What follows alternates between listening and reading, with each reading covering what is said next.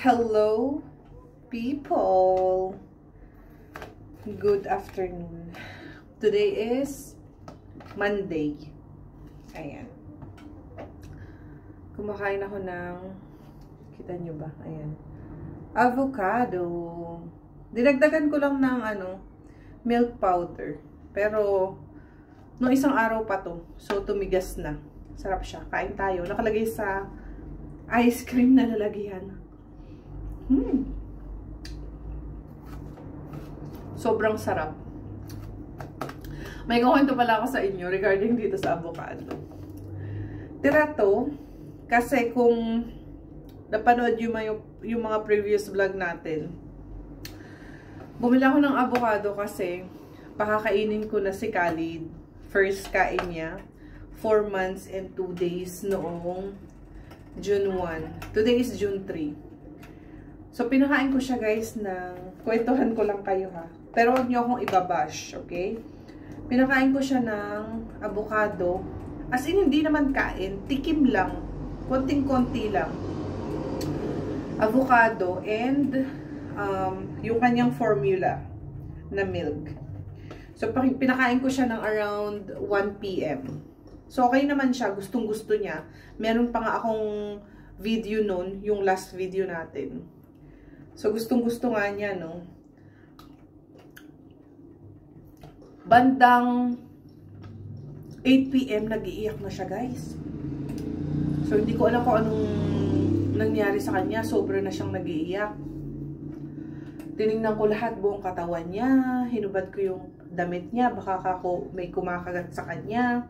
Tinignan ko yung tenga niya, yung ilong niya, yung paa niya, yung kamay niya, yung lahat, buong katawan, pati kilikili, tinignan ko. Okay naman, normal naman. So, pinakaramdaman ko siya, mga 2 hours ganyan ko siyang karga. As in, ang sakit nga ng likod ko kasi sinasayaw-sayaw ko siya. Tumatagal, sumusobra at lumalakas yung iyak niya. Tapos namumuna na siya and naninigas yung katawan niya na, ganyan, ganyan. Tapos yung tiyan niya matigas. Sabi ko, patay. Baka yung tiyan niya masakit.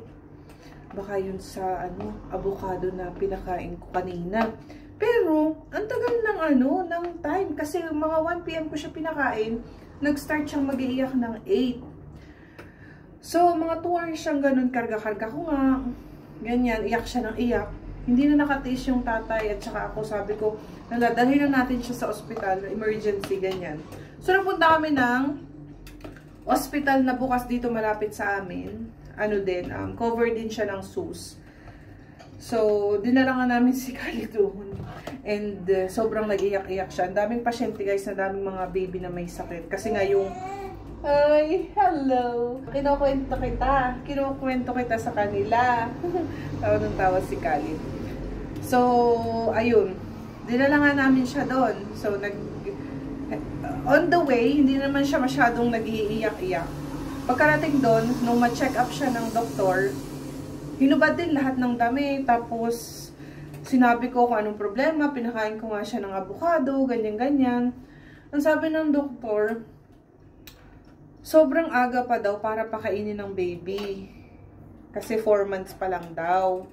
Dapat daw mga 6 months ko siya pinakain. And, sino daw doktor ang nagsabi sa akin na pakainin ko na yung anak ko? Sabi ko, wala naman dok. Kasi, based on my experience kasi, yung si Ali ko, eksaktong 4 months, pinakain ko na siya and wala namang naging problema. Okay naman si Ali.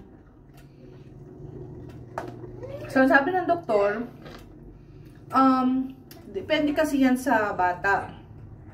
Iba-iba kasi yung bata. So, itigil mo muna ang pagpapakain sa kanya and bigyan mo na lang ulit siya kapag naka 6 months na siya. So, ayun. Tinigil ko na yung pagpapakain sa kanya, guys. And waiting ako na mag 6 months si Khalid bago natin ulit pakainin. Wag niyo ako ibabash, ha? Baka sabihin niyo, oo, tama, bakit mo pinakain agad-agad? 4 months pa lang, pinakain mo na agad-agad. Guys, hindi siya kain-kain. As in, pinatikim-tikim ko lang siya. Konting-konti lang yung pinakain ko. Yung makita nyo sa video na, hindi ko na kasi na-videohan yung nakain niya. As in, konti lang. Kasi nga, natatakot nga ako na sumakit yung tiyan niya. So, yung inihanda ko sa kanya na avocado, As in, sobrang dami yung natira. Hindi ko siya pinakain ng bonggang-bongga. Tikim-tikim lang. Then yun, sumakit yung tiyan ni baby. Kawawa. Tapos, takot na takot kaming mag-asawa. Yun lang, naikwento ko lang sa inyo. Masarap na avocado. Nandito pala ako sa kusina kasi gagawa ako ng sagot gulaman na palamig. Meron akong sago. Ayan. Bubulak na yung aking tubig. Malapit ng kumulo ba. Tapos meron akong muscovado or brown sugar. Ito siya. Binilhan ako ni Honey. 1.5 kilo ito. Muscovado or yung brown sugar. Gamit na gamit ko ito, guys. Kaya, ayan, nagpahanap ako sa kanya nito. Mura lang. 1.5 kilo. Parang 16 hiyas lang. Tapos yung gagamitin ko na gulaman is yung Mr. Gulaman na lang na green. Okay lang, kami lang naman yung iinom. So, ayun. Natatakam kasi ako ng Mr. Gulaman and kompleto naman ako sa kakailanganin. Nakagawa na ako ng Mr. Gulaman. Pinatitigas ko na lang. And, ito namang sago yung aking lulutuin. Si Khalid diniharap ko sa akin para nakikita din niya ako. Kain. And then, yun pala, hindi ko pala naikwento sa inyo. So, nung i-check up siya ng doktor, ang sabi nga ng doktor sa kanya is, for sure daw, dun sa nakain niya na avocado. And, ayun, so after ma-check up ni Khalid, niresetahan kami ng doktor. Kasi dun sa hospital na pinuntahan namin, walang pharmacy. Ang mga pharmacy kasi isa mga posto-posto, yung malalapit sa place nyo na maliliit na hospital. Doon makukuha yung mga medicine. So, doon din sa pinag-anakan ko dati kay Khalid, malaking hospital, maternity hospital, wala din silang pharmacy. Kailangan bilhin mo sa labas yung gamot or kunin mo sa mga posto. So, ganun nga. After namin ng check-up, pauwi na kami, di may reseta nga kami, sabi ko sa asawa ko, dito na lang namin bilhin malapit sa bahay yung yung medicine kasi meron dito pharmacy na 24 hours na open.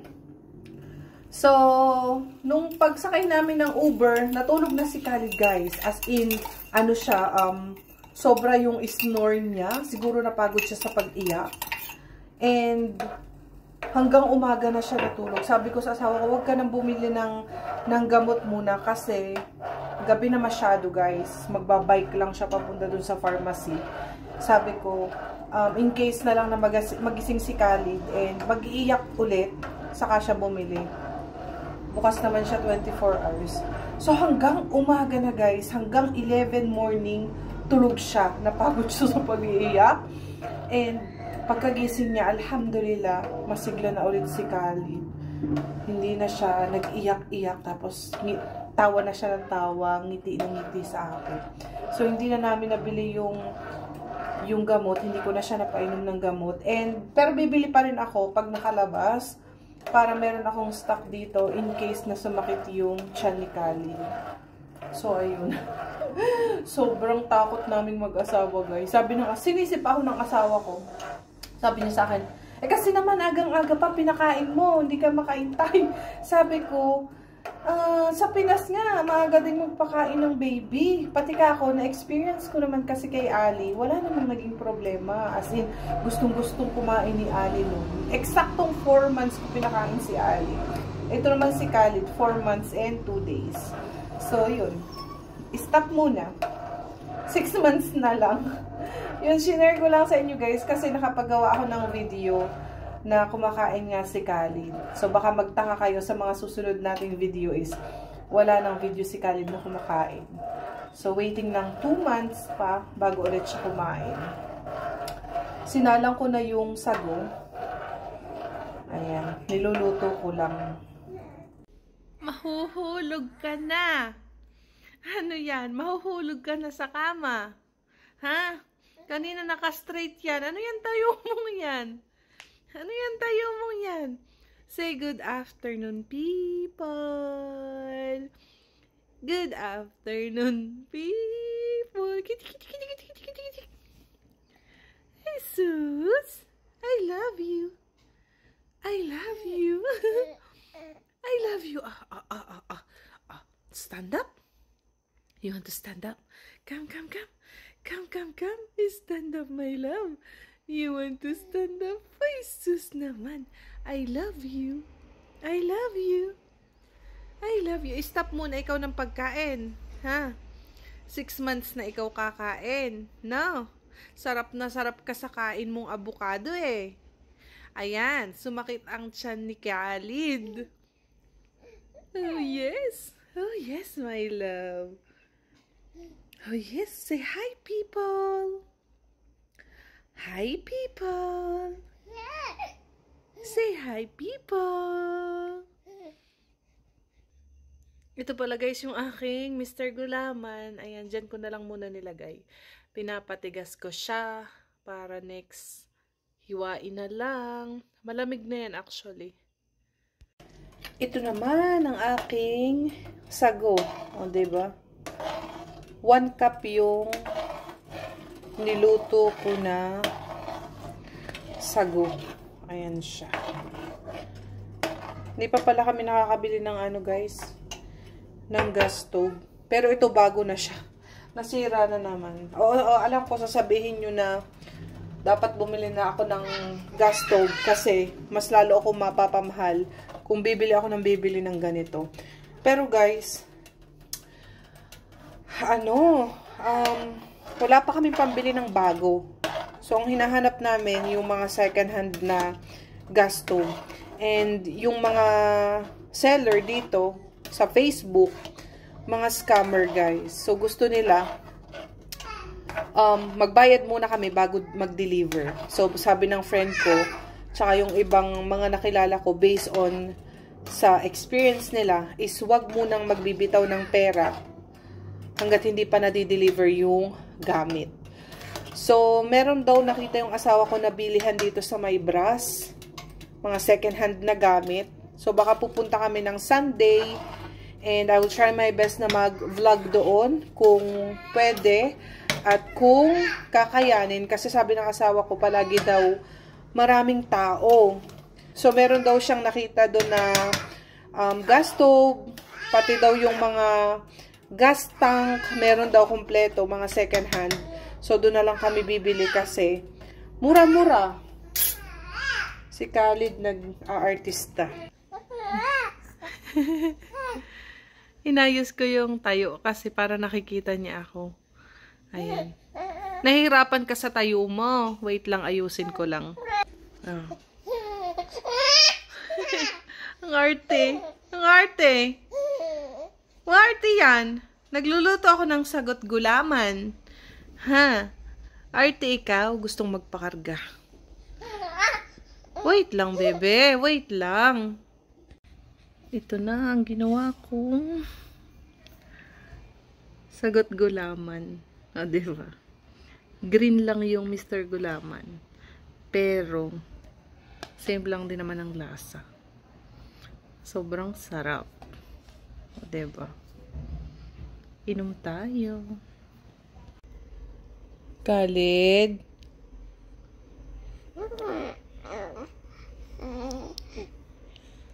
Oh, yes. Oh, yes, my love. Binibidyohan ka. Ha? Alam mo, binibidyohan ka. Hi, people. Say hi, people. Hi, people. Oh, yeah. What do you want? What do you want, my love? Huh? What do you want? Say good morning, people. Shower na ikaw. Ay, shower na ikaw. Magsha-shower ka na. Oh, yes. Oh, magsha-shower ka na. Oh, yes. Oh, yes, my love. Magandang hapon. Guys, ako ay magluluto ng kamote. Merienda. Ipiprito ko siya. Tapos, lagyan ko ng caramelized na brown sugar. 4 PM na. Para pagdating ni Mister, meron kaming mamerienda. Bukas pala, papunta ako sa Jose Bonifacio. Dun sa friend ko na bagong anak, yung galing sa Abu Dhabi. Hindi ako nakakapag-vlog pag siya ang kasama ko kasi hindi siya pwede sa video. So, yeah. Dalawin ko siya and dun ako mag-lunch. At saka pala tawag dun, breakfast. Magdadala na lang ako ng pwedeng madala bukas. And hindi ko pa sure kung ano ila-lunch namin. Tinatanong ko siya kung anong gusto niya. Kung mag-isa kami ng gulay. Meron ditong nabibilhan malapit sa amin. Kalabasa, ganun, ginisa. Kasalagyan na lang ng beef para malasa. So, hinihintay ko pa kung anong gusto niyang pwedeng i-lunch bukas. And yeah, hindi ko na kayo maiisama bukas kasi nga hindi siya pwede sa vlog. And magme-metro kami ni Khalid. Ayun. Sobrang layo nun guys, nabanggit ko sa mga previous vlog natin. From here, papunta doon, isang Uber is 60 plus. Hiyas. And kung metro lang, 10 lang, balikan na. O diba? So, ayun. Marunong na ako mag-metro papunta doon. Metro na lang. Maaga akong aalis bukas. Pag-alis ni Mister, siguro, before 8. Eto na guys, ang aking kamote.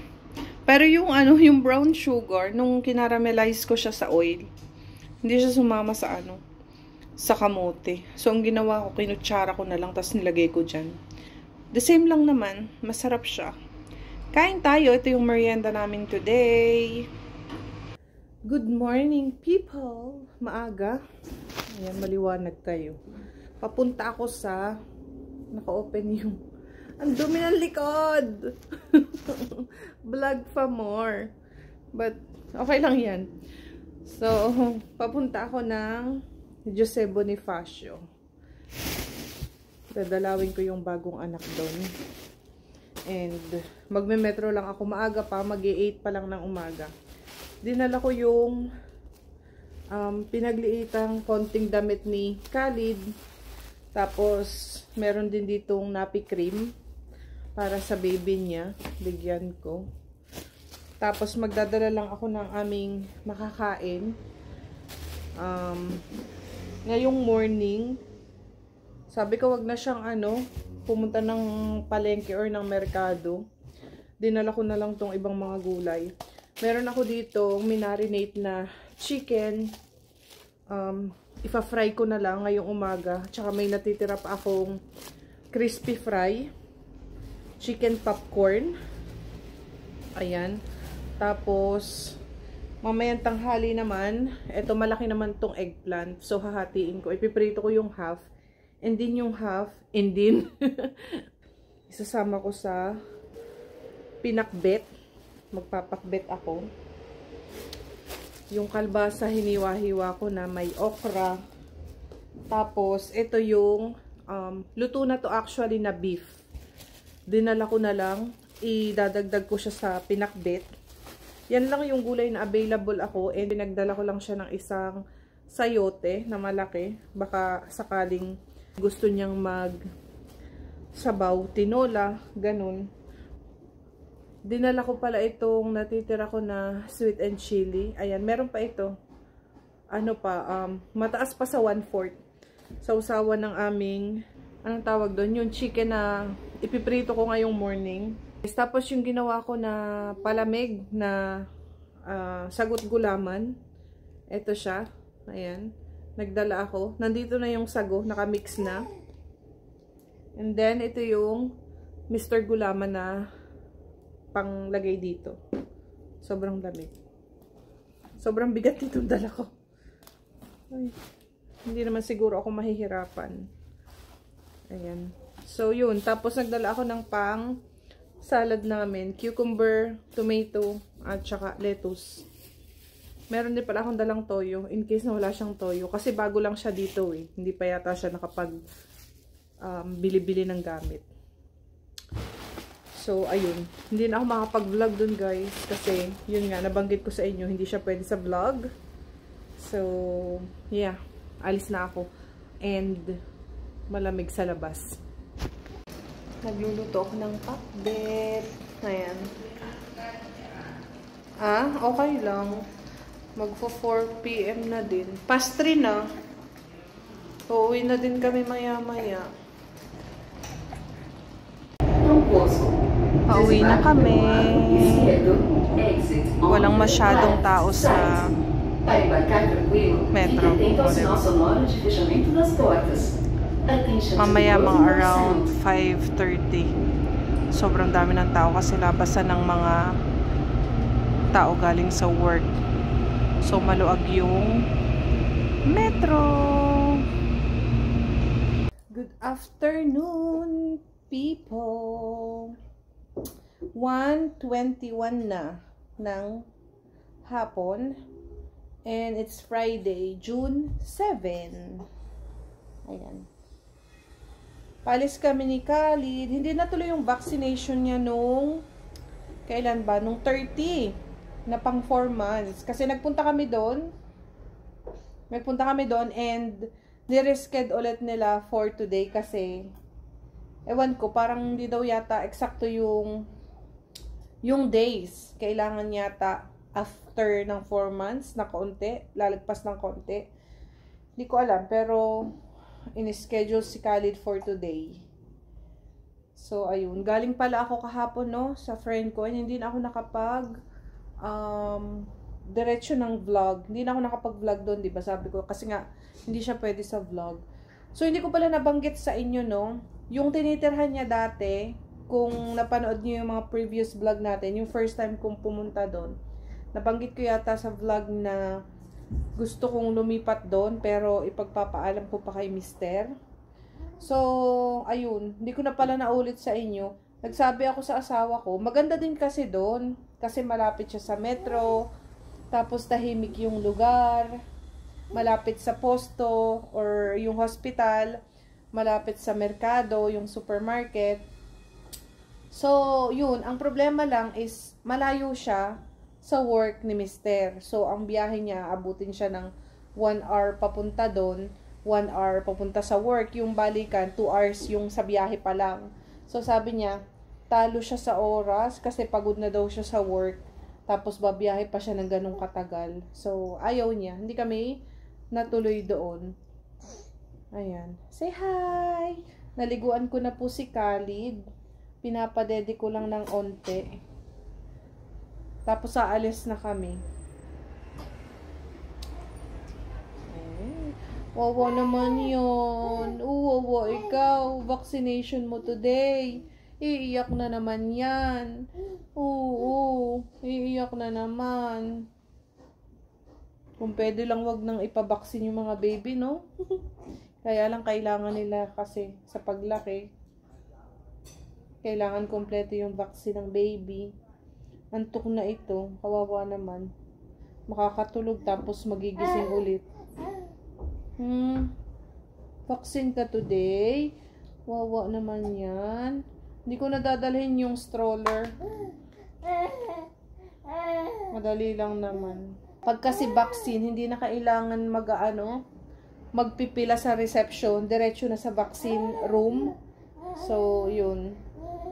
Kargahin ko na lang si Khalid. Say hi people, ikaw. Nakikipag-uusap si Khalid. Oh, yes. Huh? Oh, yes, my love. What you want, huh? Antok na ikaw. Yes. Antok na ikaw. Oh, my love. Oh, antok na yan. Let's go. Let's go. It's your vaccine day. Wawa naman ikaw. Oh, yes. Oh, yes. Hoy. Hindi na po. Ay, basang-basa ka ng ano. Papalatan na kita ng damit. Hindi na po ako nakapag-vlog after ni Khalid ma-vaccine. Kasi siya po, yun, galit na. Kasi siya po ay nilagnat. Hanggang ngayon, meron pa siyang sinat-sinat. Pero meron naman siyang iniinom na gamot. Ito, pakita ko sa inyo. Ito siya, paracetamol. Ayan. So, binibigyan ko siya ng 7 drops. Kasi ang 1 drop daw is pag 1 kilo yung baby. Ayan. Khalid, wawa naman yan. Dumadaing yan guys kagabi, magdamag. Pero iba-iba na siya ngayon. Ayan. So, ikakat ko na yung vlog natin dito at medyo mahaba na naman. I hope na nag-enjoy kayo sa panonood ng live namin ni Khalid. Yes, my love. Bibihis na? Oh, bibihis na ikaw? Babihis na ikaw? Bibihis na. Jesus. See you on my next vlog, guys. Bye-bye. Bye-bye.